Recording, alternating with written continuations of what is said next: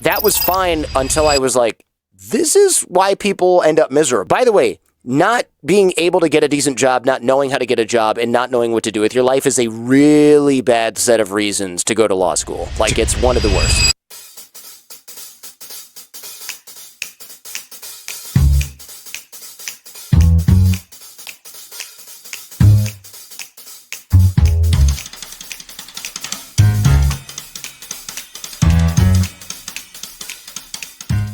Hey friends, Philip here. Just wanted to make sure you knew this was only part one of my two-part conversation with 2018 Apple Podcaster of the Year, Jordan Harbinger. In part one, we talk about his upbringing, his time spent as a phone hacker, and how he started a company that took tourists to North Korea. And in part two, we talk about building a social media platform and why he thinks podcasting is better than YouTube. So check out part one. And don't forget, look for the second episode in our YouTube channel. Be sure to smash that subscribe button so you get notified when new episodes drop. Thanks for watching. Here's Jordan. Again, welcome to the show. For those who don't know you or may not have been introduced to you, I did prepare a little background, right? Mm-hmm. And I just wanted you to correct me, make sure I got the details right. Okay, sure. So husband and father, right? Yeah. U of M law school grad, mm-hmm. Former Wall Street lawyer. Yep. Okay. Pretty straightforward, pretty normal. Straightforward so far. Yep. Yep. Okay. World traveler, speaks a handful of languages. Serbian, before kids. Chinese. Yeah. Before kids. That's right. Before kids, world traveler. Now world daydreamer. World daydreamer. I know the feeling. Okay. So pretty adventurous, pretty bold, but still pretty normal. Mm-hmm. But early on, your story, your background takes a really strong break out of the mold, right? Childhood phone hacker. Oh yeah. Okay. Kidnap victim twice, I think. Right. Yeah. Right. Ran a business that offered tourist trips to North Korea. That's right. Mm-hmm. Okay. Also, by the way, an expert on interpersonal communications and body language. Mm-hmm. Course creator. Founder of not one, but two wildly successful podcasts, including your current show, Jordan Harbinger show, which was a best of Apple in 2018. Mm-hmm. Right. You're making me feel pretty good about myself. I'm not going to lie. Right. I was going to say, I'm now pushing Keep it coming. 1,000 episodes in and having interviewed folks from Shaquille to Kobe to Ray Dalio to Moby to Neil deGrasse Tyson, mm-hmm. mobsters, cult victims, mm-hmm. terrorists. I mean, I was curious, when I was writing this, putting this stuff together. Sure. When somebody reads that back to you, what in the world do you think? How does that make you feel? Yeah, it's one of those things where I'm like, what would my mom think? And she'd be like, oh, I always knew he was going to be a big weirdo, growing up. And it is interesting to hear it kind of all in one place, because some of the stuff you just think, oh, I wouldn't do that now. I wouldn't take tourists to North Korea now. I wouldn't funnel money to that regime in sort of that particular, in any way. I certainly could have gone to prison as a youth, I suppose, for all the crimes against the phone company that I perpetrated. And yeah, interviewing some of these people, when you book them, it's like, oh, good, we booked this person. And then you realize you're sitting in a room with someone who's killed 19 people. And you're like, oh, I'm in your garage, maybe this is a good idea. Was this surely a good idea? Yeah. It's like their video guy. And I'm like, no one's going to say anything if I just don't come out of this garage. Yeah. There's plenty. There's a lot of that. But one of the things that's really cool is that it feels like early on, you were sort of the kid that looked for dragons at the edge of the map. Yeah, I like that. I would say that's true. It was easier to maybe not, but it seemed easier back then to find the dragons because the internet was new, right? And nobody knew how to get in and access it and stuff, right? So it's like the phone hacking thing was pretty. That was a tough thing to find because it was like the phone hacking thing for me was interesting because it started off like you're stuck in the house, you're bored. Yeah. What's the way that kids get out of the house? You ride your bike, it's a limited range. The phone has unlimited range. And you're Yeah. just like, wow, what's on the other end of this line? This phone system goes to Japan. It goes Yeah. to Israel, countries you don't even hear about unless you're reading the news, which you're not at age 12 or 13. Yeah. Yeah. And so that started to get me really interested. And then the internet just poured gasoline all over that fire, right? Because it's like you're just farting around with the phone looking for little holes or something like that. But then you're on the internet and you're like, I wonder who else, is there anybody else messing with the phones? And you start looking at things. There wasn't even Google at the time. In fact, I don't even think Yahoo existed really in any form. Back then, it was kind of like this. I remember when it popped up and it was like the web sorted by category. And you're like, right? Like, oh my God. And I would go in these chat rooms that is called Internet Relay Chat. I mean, I'm sure it still exists, but nobody uses it. And I would have to use like a public library server that would host a client that would let me chat in these chat rooms. And I'm like, oh, let's get a full list of chat rooms. And there's like thousands, right? Because it's just global chat. And you're like, oh, phone hacking. You know, you'd find like you'd go on a hacker channel and you'd be like, does anybody hack phones? And they're like, you mean freak? And you're like, yeah, I guess that's what that's called.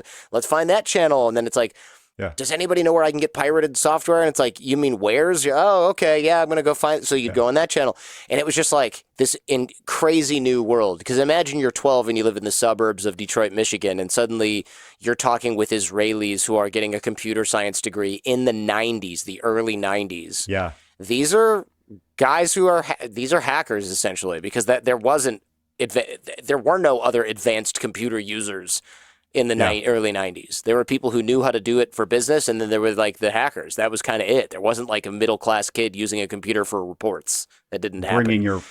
Bringing your computer home for school. Whatever. I mean, no, it was the Bill Gatesy type folks who are using the one computer lab at school. And these are guys that are like, I built a computer because that's my major, and I'm using it to access university resources because that's the only way to get server resources or internet access at that time. And it's like these guys were up to no good in a lot of cases, because this was like the new the edge of civilization was like cyber stuff. And it was awesome because you're a young kid, you're not really doing anything dangerous per se because you're still in your bedroom, but you're accessing this dark underworld, but you're not like going to get shot.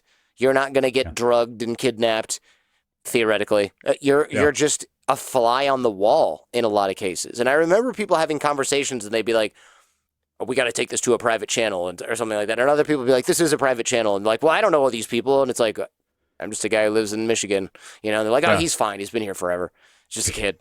It's like, okay. You know, and it was crazy to me. People would be like, let's take down this phone system in Iraq during Desert Storm. And I'm like, hey, can I help with that? And they're like, well, probably not, but you know, don't keep it under wraps. And I'm just like, I've just been hanging out on this channel for like 2 years, and they're like, gonna discuss criminal plans to disrupt a phone system for Saddam Hussein during a war. And I'm like, I'm interested in this. You know, let's do this. So it was really cool. It was a weird way to grow up. My parents didn't know what was going on, right? They were just like, oh, he's talking on the internet or playing video games.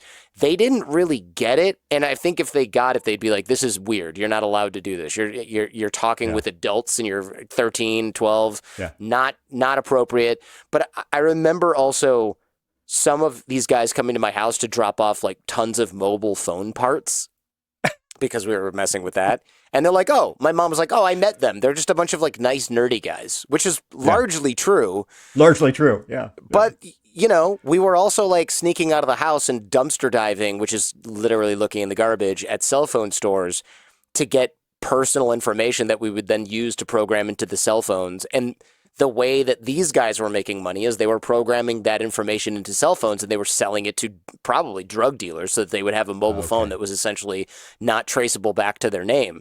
And, you know, I didn't tell my mom that part. Sure. I just like taking the phones apart. And she was like, he always took apart tape recorders. This is just some version of that. And it's like, well, not really, but okay. Yeah. So you've always been curious. Yeah. I think that's a good way to put it. Yeah. I mean, you've been, because I see that. I mean, you have a job in which you get to interview people and ask questions and learn stuff. Was Hmm. that, did you cultivate that?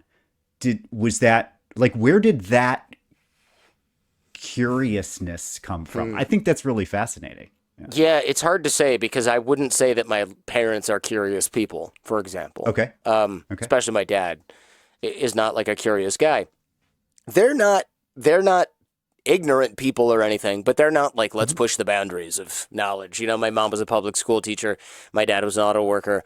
It wasn't like these aren't like academics who are doing research and I'm just an offshoot of that particular culture in my like, that's not Yeah. how I grew up. So Yeah. a lot of it has to just be genetic and or fueled by straight up boredom. You're in Yeah. middle school, you're in high school, and it's like you're going to learn trigonometry. And I'm like, what else is there? What's going on? And my friends are like, let's throw spitballs at people's houses from a moving car. And I'm like, this is dumbass nonsense, This is dumb. Yeah. And I'm like, you're going to get in trouble. But what are my other options? And I literally remember I could drive earlier. I was a little older than my friends. I could drive Mhm. earlier. And one of the things that we used to do was go to this specific parking lot in the suburb where we lived, and people would just hang out there. And I was like, this is the dumbest thing in the world. We're hanging out in a parking lot. Like, guys, wake up to the reality that we are not doing anything. And nobody cared. They were like, oh, it's cool. There's girls here and we're talking to girls. And then when they leave, like we hang out and we act tough. And I'm like, this is the stupidest thing. We're not working on ourselves. We're not improving. We're not learning anything. We're just sitting around. We're just wasting time. And so I was like, I'm just going to stay home and be on the internet because at least then I'm learning from people. If you're Yeah. if you're in a chat room talking to Israelis, you're just like, what's Israel like? Where is Israel? Because you couldn't Google map it. That didn't exist. Google Map. Yeah. Like it's in Yeah. the Middle East. And I'm like, but your English is so good. Are you guys Arabs? And they're like, dude, no. Hello, have you Yeah. never heard of Israel? And I'm like, not really. And they're like, Yeah. Jesus, the American education system is totally, borked. What the hell are you? You've never even heard of it? I'm like, I have, but I haven't. I just know there's like explosions. And they're like, well, and so somebody who's like bored at that or drunk in their dorm room who's a is like just going to spend 3 hours telling you about the Arab-Israeli conflict, something you'd never heard about in your entire life, and you're getting Yeah. their perspective on it, and you're just like mind is blown away, and your other choice is sitting in a parking lot and like your friends have successfully shoplifted a Big Gulp or a Slurpee and they're going to share it with you. It's like there's no contest between these two things as far as like satiating your brain and your mind. So I spent a lot of time learning that kind of stuff. And I think that developed curiosity. I don't know if I started off caring about things like that, but Yeah. it was like you either had drooling idiot mode or you had like fire hose of knowledge at your fingertips mode. It was just a Full-blown fire. really Yeah. easy choice. Yeah, it was a really easy Yeah. choice. So how did law school, like, where, and this will make sense in a second. I like the dots, because I want to explain to folks who are listening or watching to this how in the world you and I ended up on Sure. this call today, which actually began, I looked, July 28th, 2020, but it needs a bit of backstory. Okay. So how did law school then? Like, Yeah. what was the jump there? So a lot of people are like, oh, you were going to be a lawyer and you had big. It's like, no. What happened was I went to the University of Michigan. I went to undergrad there, and I made a new degree. You could make your own like you could sort of do this independent study thing where you make your own degree and you get to name it. And I was like, oh, I can name it something that sounds more impressive than it really is, right? Which is good for getting a job. Like there's no doubt about that. But your other choices were like these really obvious tracks, like accounting or anthropology. And I was like, oh man, I don't really want to do any of those. Independent study was like, you just do whatever you want and you convince your guidance counselor that those fit into some sort of coherent stream of knowledge, learning, whatever, and you package it into a degree. So I did that. And then I went and I was like, okay, I got to apply. They're telling me we're graduated. All right, I got to apply for jobs. How do you do that? No one told us anything about that. And it was like, oh, you got to network. Well, no one told us anything about that either. So they just, back then and probably now too, these universities just spat graduates out and it was like, okay, go find a job. And it's like, what do you mean go find a job? Haven't the first clue on how you would do that. And so I started applying to places, and of course, places were like, how much experience do you have? Why do you want to work here? And I'm like, I don't know. I just graduated. I just need a job. And they're like, pass. And so I started applying my dad was like, you got to figure it out, man. So I started applying at like Best Buy, which is an electronics store in the United States, just for your international listeners who don't know what that is. It's like where you buy CDs and computer parts and like an iPod or something. So I apply there and they were like, okay, you're the most impressive candidate we've had so far. You're hired. And I was like, great. I can build computer. They didn't really say that, but they kind of hinted like, oh, you're qualified for this minimum wage job. Yeah. But I was like, I can build computers, I can fix computers. And they were like, yeah, that's cute. You need to work here for 4 years before you can do that. And I'm like, 4 years? But the guy back there told me he's got to like mail this thing out because you got to mount a processor. I can do that in my living room. I can mount a processor on a motherboard. It's so easy, you guys. And they're like, we don't care. We have a process here. You're going to sell CDs for at least 2 years. And I'm thinking, I have like $68,000 in college loans.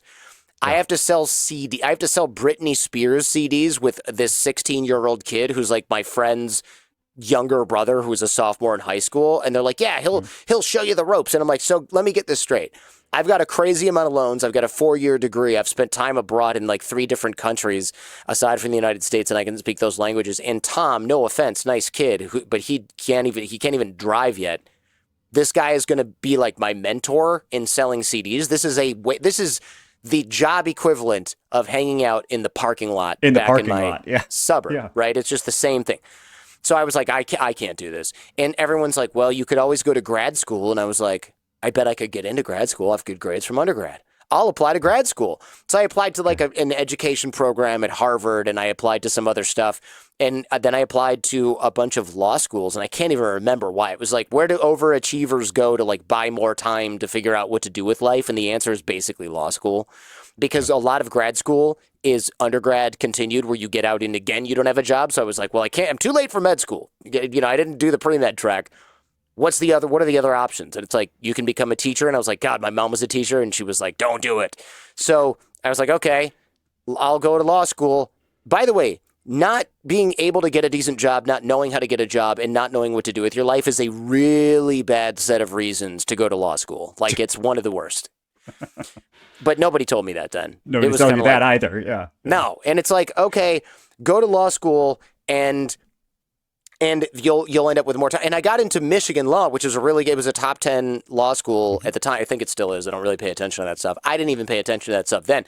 But my dad was like, oh, talk to our lawyer about this and see what she thinks. And that lawyer was like, if you got into a good school like this, you should definitely go there, because then like the level of job you can get after that is a totally different situation than the level of job you would get. Because I got a full ride to a couple of other local schools, and I was like, I should just do that. Free schooling. And she's like, those will get you like a job in Michigan where you're maybe fighting some parking tickets or doing dog bite stuff or like suing local.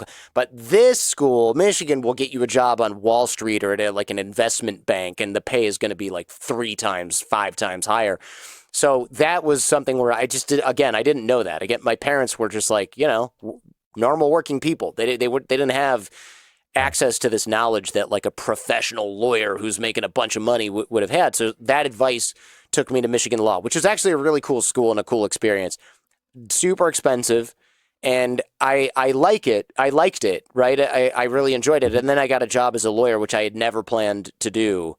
And I just realized at one point, I was like, this is how people kind of they take the path of least resistance. Not that going to grad school is the path of least resistance in the true sense. The path of least resistance is working at Best Buy selling CDs and then just being like, life's unfair, right? The path of least resistance was, well, this path has been charted, right? This has been charted. You go here, you do this, you get this job, you stay at that job for a long time, you make money, ... wife, kids, family, and you're fine. And that was fine until I was like, this is why people end up miserable, right? Because eventually they just take jobs they hate. Not everyone, obviously, but like lawyers take jobs they hate in exchange for money, and then they just never get out. They buy things, we call it the golden handcuffs in the industry. Yeah. You go to law school, you get a good job, and then you're like, well, I'm kind of miserable. You know what I should do? Buy a house in the Hamptons. Oh man, you know what I should do now? Buy a boat. Well, then I got married. Then I have kids. Now they're in really expensive private schools. Man, I should really quit and do that business idea that I have. Oh wait, my monthly nut is a mortgage on my place in Manhattan, a mortgage on my place in the Hamptons, a boat payment, 4 kids or 2 kids, whatever, going to private school, and taking care of my wife and family. I can never quit this job. I need to make $400,000 a year to break even or whatever. And it's like, what do you mean you're going to do a startup? You're not doing that. So the second I had another idea, I was like, I got to try this because it's now or never. And it wasn't just me thinking that. Like a lot of my law school friends, I remember one guy was like, I'm going to play music at bars every night. And I was like, what? And he's like, we're 27. If I don't do it now, it's never going to happen. Never. And I thought, that's a really good point. Like if you, with no musical talent whatsoever, think that you might end up famous for playing a harmonica and a guitar at bars, I should probably take my idea, which is just as bad / just as good, whatever you want to say, to start a company and a show and yada, yada. I should at least give that a fair shake. And so that was really what happened. That's kind of like how I started podcasting, because my friends just slowly started to come to the realization that like, hey, tomorrow is like yesterday now. That's tomorrow's yesterday. We're done. This is real life, and it's gonna get worse. And it gets worse if we're not careful. Yeah. The mortgage, in Manhattan and the Hamptons and the kids and the private school. That's like a high rent version of hanging out in the parking lot at some level. Totally. You're hanging out in a really nice parking lot, but if you want to leave the parking lot, you got to leave your car there. And it's like, I kind of need that. Right. Yeah. So the trick is to leave when you have no attachments. Like it was like, I'm not married. I got no mortgages. I was funneling all of my money that I could towards my student loans. Because a lot of my friends are doing that. They were like, just trust me, live like a college student for like 3 years, 4 years, pay all these loans off. And then if you don't like your job, you can just do something else. And I was like, that's a really good idea. Yeah. I don't need 2 cars. I don't need any cars. I live in New York. Like, I don't need a car at all. I don't need a $10,000 a month apartment. I don't need anything. So I just funneled my money towards that stuff. That was a good idea too. I got lucky. I had smart friends. That was really important. Well, and you took their advice. I mean, smart friends. Yes. Having smart friends is one thing. Ignoring them or listening to them is quite another. That's a really good point. So that led to the podcast, at least the original podcast, the courses, and that was all on, the secret third path, the secret third way. Is that right? Yeah, the secret third. I call that the secret third path. The secret third path is like basically getting to know really great people and learning from them. I mean, it's not that novel anymore of an idea in the age of information and podcasting, but back then, nobody was really reading anything. Like you were kind of weird if you were reading the 7 Habits of Highly Effective People. If you're reading that as a student, people were like, "Oh, this guy's like, he's got plans," And like you read Dale Carnegie and you're like implementing that. People are like, "Oh, I've heard of that. My dad owns a hotel. He made his staff do that." It's that kind of thing. And so I was like, "Hey, there's a way to make this weird sort of boomerish self-help stuff applicable to a younger generation." And the way to do that is talk about dating, because that's all that anybody cared about in our 20s anyways. And apply it to that. And a lot of that had to do with networking, because like I said, my friends were smart and I took their advice. And then it was like, I want to do this radio show. It's going to be great. And then it was my friend's friend was like, hey, show up at this satellite radio place and you can be a guest on my friend's radio show. And I was like, this is a pretty cool opportunity. I'm in Times Square being a guest on a nationally syndicated radio show that's really popular. And then it was like, let's go talk to the station manager while we're here. Get that guy's card. Hey, I've got this podcast that I started a few months ago.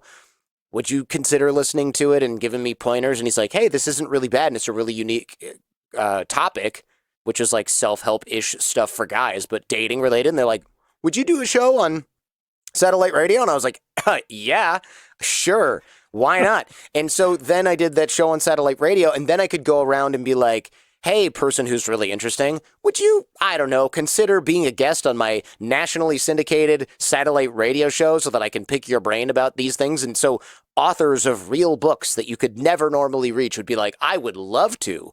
I would love to come to New York and be a guest on that show. This is great. So then I'm starting to make friends with these people whose books I'm reading, and it was awesome, right? And I remember thinking, I'm getting these books for free now. I have arrived. I am no longer buying these. They are bringing them to me, and they're signing them. They're leaving them in front of me, and I read it, and I talk to them and ask them questions.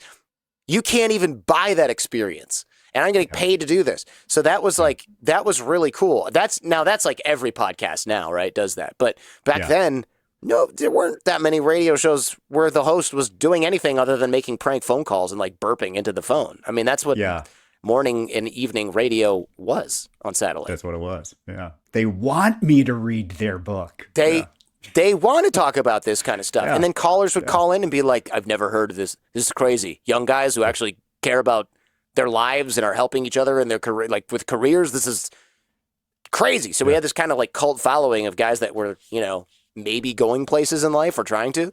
And that was super cool. There was nothing else like it at the time. Yeah.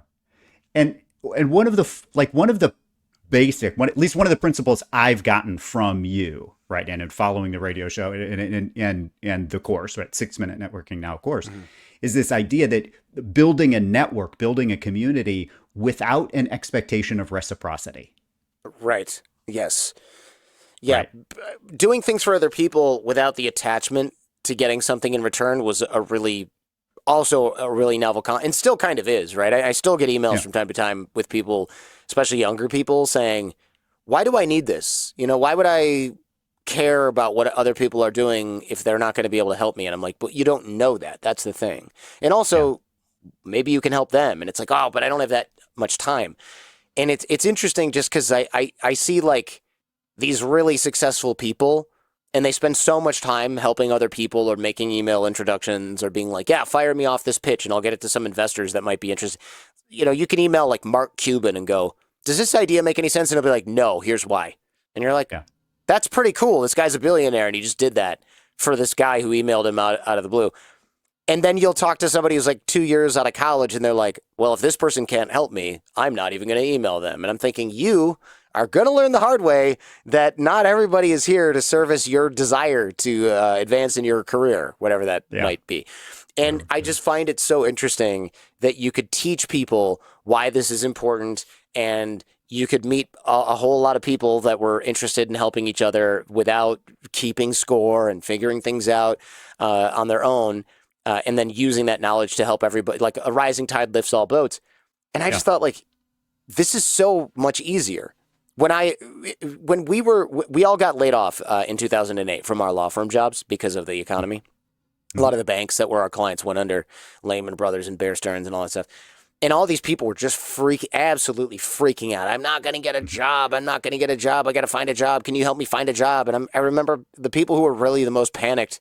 It was like, you're like the selfish guy in the office. No one's going to hire you. No one's going to help you find a job, man. You're like the last person anybody wants to work with. And I remember reaching out to people and being like, yeah, I'm just going to do my own thing. And after a while, people were like, hey, if you ever want to come back to law, let me know. I work at this patent law firm and whatnot. And I just thought to myself, here I am doing my own thing. It's like a cat. Like, if you want to pet the cat's going to run away from you. But the second you're like, I'm working, that cat's like, I'm sitting on your keyboard until you pay attention to me. Yeah. And that's what it was like job hunting for me. I was like, I don't really want a job. And they're like, oh, man, but we could always use people like you at the New York Police Academy or this law firm or this particular outfit or this sales organization, and we'll train you. And, and I just remember thinking, it's not hard to find a job. And then I realized, oh, it's because I've spent so much time cultivating a network and making myself valuable that way and training other people and sending off intellectual property that other people would use to help their organization. And they would hire me to come and train their salespeople. And I'm just like, I remember one guy who owned a mortgage bank. I told him, he tried to hire me, and I told him, but I'm not an expert. And he goes, I know. I've hired experts. They don't really know that much. Their thing is they pretend that they know a lot so that you pay them, and then they come in and they tell you a bunch of platitudes that don't do anything. You are doing the opposite. You're telling us a bunch of stuff that works, and then I try to hire you, and you're like, "Oh, I'm no expert." You got to find a bit. You got to figure this out, man. And so he like forced me to take. I think at the time it was like $5,000, which is the most money I'd ever seen in my life, other than like my law paychecks. Right? It was the most money I'd ever made in outside of having a real job. And he was like, and lesson one, raise your prices. You're a consultant now. You're not just some kid with a podcast. So you got to really absorb this. And so I started to do that, and he was referring me to people, and I was training different organizations, and they're like, this is a really useful training. Everything is highly practical. We rarely get training like that. And I just remember thinking, but isn't that the point of training? How are you getting training where nothing is actually something you can use? And the reason is because a lot of people who are running these things were basically just giving motivational speeches and calling it a training when it was just like kind of fluffy fluff. And that was like almost like a grift. And so I, on the other hand, had this imposter syndrome where I was like, oh, I'm no expert. So I would just make it so value packed that otherwise I would feel like an idiot. And it happened to just be like better than what they were getting at the time, which I thought was hilarious. Yeah. And that is exactly like that networking piece is how we're together today. Because I was curious, right? So it was July of 2020, end of July 2020. I had gone through 6-minute networking and was inspired by this idea of acting without reciprocity, building, build a network. And I thought it was a cool idea. So I shot an email and said, hey man, that was really cool. Thanks. I just took the course, but and it was free. What can I do for you? And your response was brilliant, by the way. What was it? Because that was 4 years ago. Exactly. It was 2 things. It was simply, that's cool, man. Keep in touch and tell friends about the new show. Oh, yeah. Because this was like right. 2 years after the podcast had launched. Yeah. And that sounds right. So in my mind, I thought, okay, I now have a specific task from someone that I can do that may actually help. I can tell people about the show. Right. That's easy. Yeah, perfect. Right. That's a low threshold, a low barrier of whatever connection, but it stimulated a conversation. Then in August, I started working on building a course platform. And I had remembered that you had used, I think it was Thinkific. Still use Thinkific. Yeah. And so I shot a message back and I thought, okay, well, is this me being am I pushing the boundary? And I thought, no, I've told people about the show. So now there is a little bit of like social capital that I can trade on. And it was just a question. How did you choose Thinkific? Yeah. And my friend owns it.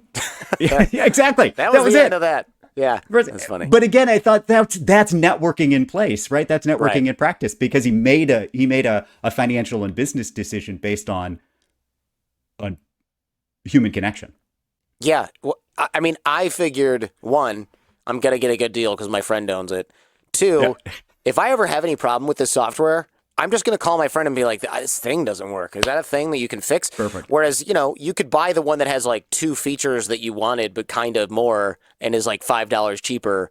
And then when it breaks, they're like, file a support ticket and somebody from another country will get back to you in a month. And it's like, I choose this one. Yeah. No, thank you.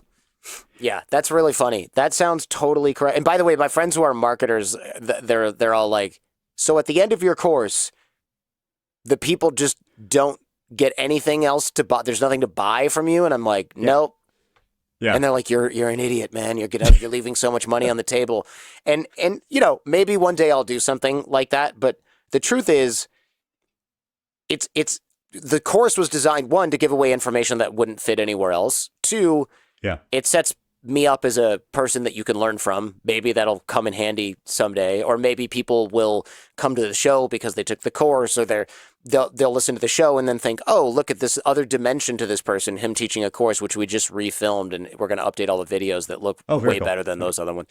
And it's just kind of a cool thing that it's like writing a book. There's not like big money normally in writing a book, but you have this this almost like business card that here's my credibility. This course is doing this. People who take it like it and they get really good results. And then when you do eventually say, hey, there's this other thing that I have, which I still have nothing for sale, but eventually if I did, then people will go, well, I like that course. Maybe I'll get this other thing. And I'm just like, all right, what's wrong with sending a few thousand people through this? Especially because it doesn't, once I filmed it, it just didn't cost me anything. It doesn't cost me anything to run, right? Yeah. It's just sitting on Thinkific. Yeah. Okay, there are a couple of questions.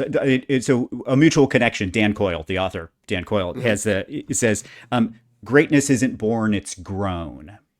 And one of the things that I've thought about in thinking about like networking, nonverbal communication, 6-minute network, all of that kind of stuff is like that there's a model for learning a new way to behave, right? And so a lot of the folks that I work with are, again, sales field and real estate and banking and finance, that kind of stuff. So whether it's networking or sales skill or developing grit or courage or stamina, whatever, do you think there is a model? Can you build a model for any behavior change? Do you think? That's tough. I mean, I'm no expert in that particular area. Yeah. It seems like you can a lot of the things people think are inborn are definitely teachable. Like I remember when I was talking about charisma back in the day, 10 plus years ago, all these people would say you're either born with it or you're not. And I'm just thinking, what evidence do you have that that's true? Other than you don't have it, so that your excuse is I wasn't born with it. It's like that's pretty convenient, isn't it? Like that this thing that it's almost like, imagine if you have a friend who's a really good athlete and is like in great shape and you sit around all day and it's like you say, oh, well, I wasn't born a really good athlete like my friend. Okay, there's a genetic component to athleticism, but do you think that the fact that you sit around eating Cheetos all day might have something to do with your shape versus the shape that this guy who trains every day is in? There's something there. And so I just realized that was like one of those weird excuses. It's like if somebody has a better job than you, you don't say, well, he was born a lawyer. So no, it's like, well, no, he studied harder than you and he went to law school. Like that nobody would ever make the argument that one person was born into a specific career. So why would you be born into another skill? And I started to think about these kinds of things. So we modeled charisma and social sort of skills, just like we modeled the networking skills. I'm sure that there are certain things. There's a genetic component to a lot of things. Yeah. But there's also a skill component that I think is probably more like 80% of most of those same things. Yeah. And my mom tells me this story all the time. I gave a talk like 15 years ago at the University of Michigan, and she attended it. And I gave a talk with a friend of mine. And my friend, she's like, oh, he's a really good speaker. And I was like, yeah, I've got some work to do. And then my mom saw me give a talk at, I think, Google or whatever, 15 years later, like, a couple years ago after the pandemic. And she goes, wow, you're a really good speaker. And I remember thinking, go figure, over 15 years, I was able to become better at this particular skill. And so it's quite interesting to see how somebody who had stage fright and couldn't talk to a group of 20 college students now can go easily talk to thousands of people in an arena, and it's like not a big deal. It's fun. So you can model almost anything. I'm sure somebody listening right now is like, well, you can't model this. Maybe you're right. And of course, you're never going to be as good as Tom Brady is as a quarterback because you did some fancy stuff in your backyard. Like there's an element of talent, sure. Yeah. But where was my talent for presenting and public speaking? The stuff people hear on the Jordan Harbinger show, it's like, oh, you must have been born to do this. I don't think so, man. If you listen to an early episode of the show, I'm just mumbling into a microphone and breathing, into the thing like everybody else who talks into a mic for the first time. It sounds like I'm leaving a message on an answering machine, for God's sake. Yeah, yeah. And is that idea? Does that come from deliberate practice? I've heard you use that phrase a number of times. Yeah. Yeah, I would say so. I mean, look, there's practice, and they say like, oh, it's not just practice, it's deliberate practice. Deliberate practice is where you practice specific things. I wouldn't overthink that. I mean, there's the example that I use, I should say, not people. The example I use, whenever you see guitarists, and I don't play guitar, but whenever you see guitarists who are really good, they're often not playing a song. they're just like, they're sitting around and they're going, I don't know, I don't know anything about the guitar, right? But they're just like doing, and they're doing that over and over. And I remember sitting around and with a friend, my freshman year roommate at Michigan was like a badass jazz guitarist. And he was like ranked number 1 or 2 in the whole state or something for jazz guitar at age, 17. Yeah. And he would just do that. And I'd go, what are you doing? Like, you're just playing, you're not like playing anything. You're just doing that. And he's like, yeah, it's hard. That's a hard thing to do. It's called, I don't know. It's called this and that. And so I'm just doing it so that I get better at it. And I remember thinking, that's it. This is almost dumb recounting the story. And it's like, oh, he's just doing this one really hard riff or whatever you call it 1,000 times this week, so that when he has to do it, when he's playing that song where he always gets stuck on it, it's actually just going to be really easy. And I'm like, oh, that's pretty smart. You don't play the whole song 50 times or 100 times. You do the hard part 1,000 times. And the rest of it that you have down at an A minus level, the other thing is you've shored up the weakest links, right? So I thought that's a really cool way to get really good at something. And so, yes, I take voice coaching and they go, well, when you get tired, you talk on the fry, which is where people talk like this, and it's really annoying and people hate it. And I'm like, okay, how do I, voice. how do I stop doing that? And, you have this really good intermediate range where your vocals stay, but you need to go up sometimes and then you need to go down sometimes, because that keeps people interested if they're tired or they're jogging while you're listening to your show. So you put just a little bit of energy into it, but not too much energy, because that's annoying too. So it's like, you got to really calibrate this stuff for who you're talking to and all that. So I learned that from teachers, right, who I pay to show me this stuff. That I would say is deliberate practice. Yeah, there's a lot of people out there who are just like, I'm going to do this over and over. It's like going to the gym by yourself. Yeah, you work out, whatever. But if you have a trainer, I mean, you're going to sweat a lot more and your movements are going to be better and you're probably going to get injured less. And the reason is because someone's correcting you. And so you're practicing, but you're practicing the right things. Yeah.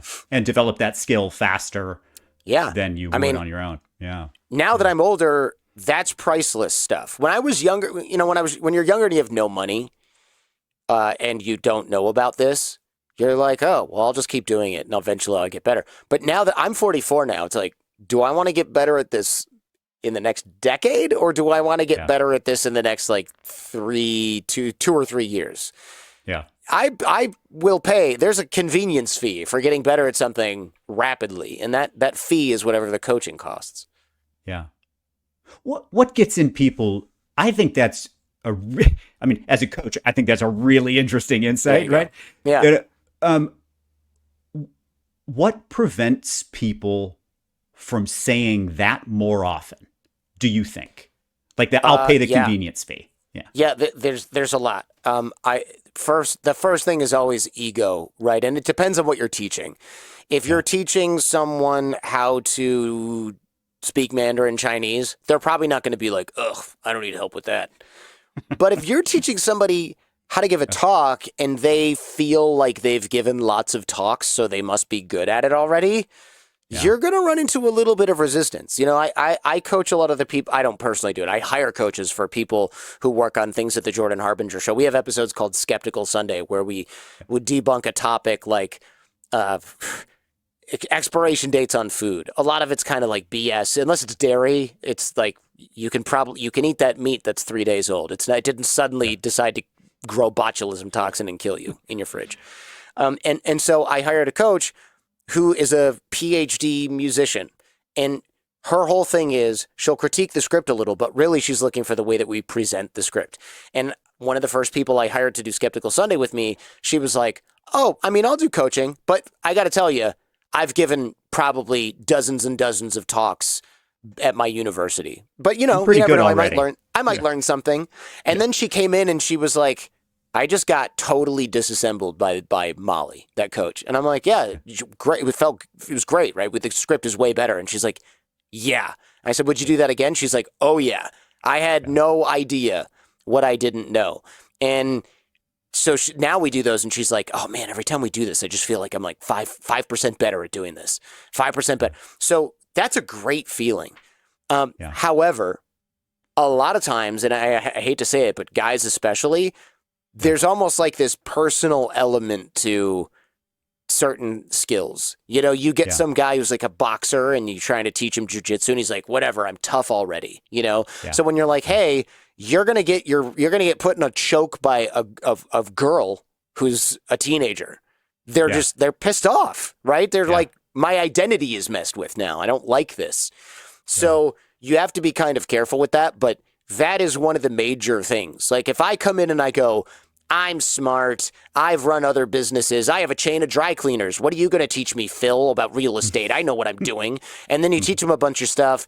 He might actually go, I learned a lot, but I don't like that guy because I learned a lot. Yeah. I'm now annoyed that you know more than me and I don't want to come back. And it's like, that's the dumbest thing I've ever heard. But so many people do that. Tons of people do stuff like that. Like the martial arts studio where you get choked out by a 17-year-old girl and you're a 30-year-old man, you should go back there all the time and you should spar with or train with that girl every opportunity you get. But instead, what we do is we go, that place is bullshit, man. I'm not going back there. They let girls in there. If I could have done XYZ power move punch to the face that they don't allow, I would have just like totally wrecked her in like 3 seconds. And it's like, would you? Because I'm pretty sure she choked you unconscious and you wet yourself on the mat. But okay, that's fine. That's right. Yeah. That's fine. Now hand me that hand me the big gulp over there. I got to drive over this parking spot. That's right. That's right. It's like, give me a break, man. So so the ego is always, it's almost always the enemy to learning things fast.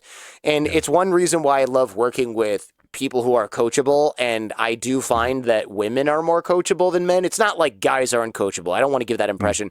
But I will say that when I hire coaches for women, it's always like, okay, cool. I appreciate the opportunity. And sometimes with the guys, I literally have to be like, can you do this? And they're like, well, I mean, it's hard to teach an old dog new tricks. You know, I'm pretty long in the tooth over here as far as, and I'm like, okay, go through your spiel and then we'll do the coaching. And then when you find out that you actually have a long way to go, maybe you don't have to give me the spiel next week. I hope. I would hope. There's quite a bit of that. Yeah. I love the example of Mandarin Chinese because the what immediately sprang to mind and the boxing jiu-jitsu idea is that, or is the question, is it easier to coach someone when the skill set is not adjacent to another, right? Like does skill adjacency get in the way of coachability? I know boxing, so I should know jiu-jitsu. I know boxing. That doesn't mean I know anything about Mandarin Chinese. Like it's totally different. So also, I would agree with you. I think skill adjacency is definitely a thing, especially in something like boxing and jiu-jitsu. It's like really, you're fighting, it's combat, it's martial art, right? Yeah. But I don't think even if I know Russian, I'm not like, well, my Russian's pretty good, so I'm pretty sure I can learn Mandarin. It might be like, I can probably learn Mandarin because I learned Russian, but I'm not going to come in there and be like, I'm already good at this. That's a ridiculous, and part of it is objectivity. You objectively don't know Mandarin Chinese. You can't fake that your way through it. You're not going to come up with something on the spot. You're not going to figure out a way around the system. That is not real. And it's because you don't know Mandarin, like you know that you cannot fly unassisted. Like there's I don't know what metric you would even say here, but it's almost like the amount of you would have to be outright delusional to think that you know a language that you don't know. Yeah. Whereas with something, you're right, that's adjacent to another skill that you think is I think it's people have a misperception of how much overlap the skill that they currently possess overlaps with the skill that they're trying to learn. So like the guy who owns a chain of dry cleaners might really think, I know dry cleaning. That's business. It's business where I need a premises. Thus, I know real estate. You don't, though. You actually don't. You know how to sign a commercial lease or whatever, to negotiate one. That's not like buying a multifamily home or whatever at all. So you might have a misperception there. But the guy who owns a chain of dry cleaners and is looking to learn jiu-jitsu and doesn't know any martial arts is not going to go, well, I know a lot about dry cleaning, so I'm pretty sure that I can take on one of your brown belts. Like, that's it doesn't make any sense. Yeah. Yeah, and that objectivity of the measurement. It's clearly Right. true. You do not speak Mandarin. You know, it's Right. clearly true. Right. You don't know jujitsu. Like Yeah. lying Yeah. to yourself, it's easy to do if you have an adjacent skill, but you're I'd like to hear your Mandarin that you've never learned. I'm curious what it sounds like. I just, it can't. There's no way around it. And again, you'd have to be like mentally ill to think that you Yeah. could fake your way through a conversation if you don't know it. Yeah. Yeah. That's awesome. That's awesome. Hey, everybody. Thanks for watching part 1 of my interview with Jordan Harbinger. Don't forget to head over to part 2 and learn more about how he built his audience and why he thinks podcasting is better than YouTube. Smash that subscribe button so you're notified when new episodes of the Weather Report drop. Thanks for watching, everybody.